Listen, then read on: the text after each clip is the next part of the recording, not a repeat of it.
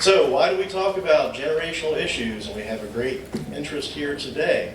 Well, we know that generational differences can influence our work habits, our values, our motivational factors, our communication styles.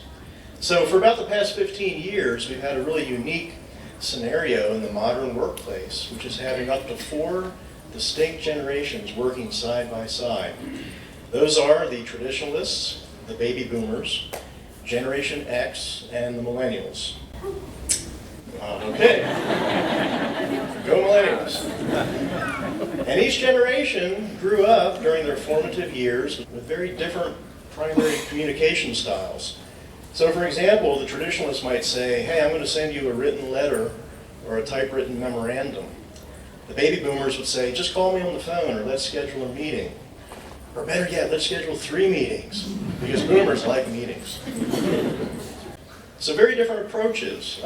Here we have the generations defined based on ranges of birth years, and just realize these are approximate ranges, but generally speaking, traditionalists were born between 1925 and 1945, baby boomers between 1946 and 64, Gen X between 1965 and 81, Millennials between 1982 and 1999, and now we have a 5th generation entering the workplace, that's Generation Z, also called the Next Gen, or Post-Millennials, or the I generation, or Gen 2020.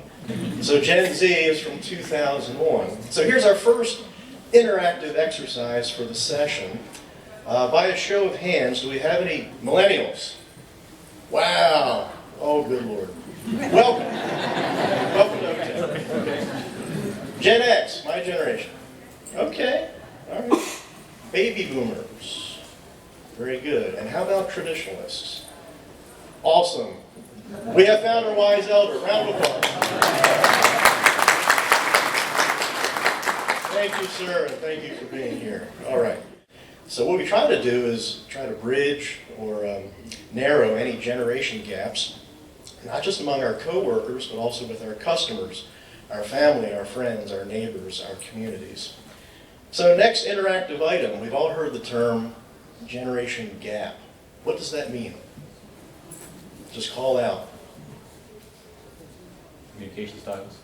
Communication styles. Okay, good. What else? Experience. Different experiences, life experiences. Okay, good. Anything else? Values. Values, sure. Dress. Dress, attire, okay. Formal versus informal. Technology. Technology. Work ethic. Work ethic, okay. Well, let's look at a short video on generational gaps. Did I get the job? Absolutely not. Why not? Because you're a baby boomer and I am a millennial. Well, Melody, I am overqualified for this job. I don't know where you got this. We don't do paper applications. I made it. I don't do the internet. Okay, that is the third time you have said that this interview, and it also says so on this homemade job application. There you go, champ. I don't know what this is for. Well, don't you need a trophy anytime you... anything? Oh, it's on. How'd you get here? Horse? I drove my car. I own it. After 8 more payments. How'd you get here? I took an Uber. Do not know what that is. This is the only way you'll ever own a house. Learning how to text is the only way you'll ever communicate with your son.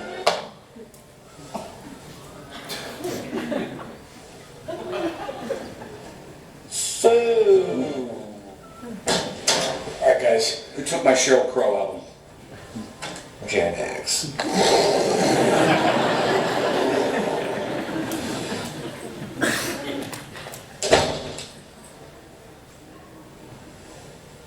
You know what?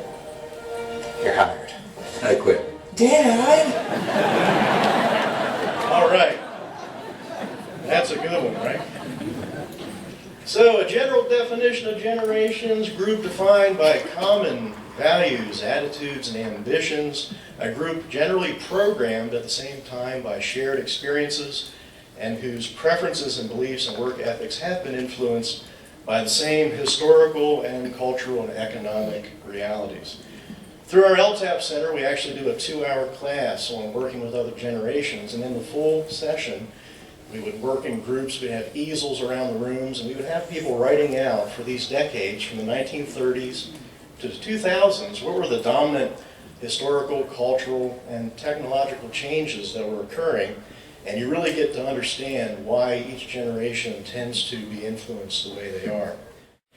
Looking to the future, by 2025, the projections are that millennials and maybe some of the post-millennials will occupy about 75% of the workforce, which is why today's session is really timely on looking ahead to helping the future generations. As I wrap up my portion, let me just mention the term reverse mentoring.